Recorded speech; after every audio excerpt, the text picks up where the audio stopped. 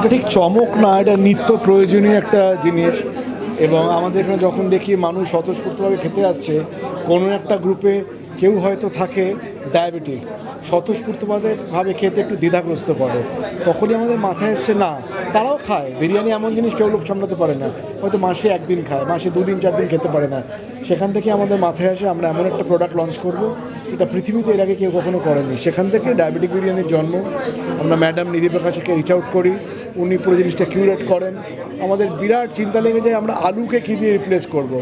অনেক রিসার্চের মাধ্যমে 6 মাসের রিসার্চের পর ওটা আলু, রাঙা আলুর একটা ধরন which is absolutely calorie free, সে আলুটা উনি লঞ্চ করেছেন। এবং বিরিয়ানিটাও কিন্তু খুব সুস্বাদু খেতে।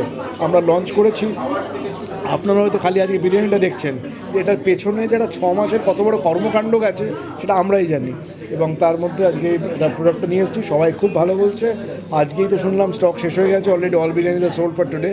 আশা করি সবার ভালো লাগবে। আর সবথেকে ভালো কথা, সব ধরনের মানুষের কাছে আমরা রিচ আউট করতে পারলাম। যারা ডায়াবেটিক তারাও একটা ভালো খাবার খেয়ে আনন্দ হবে।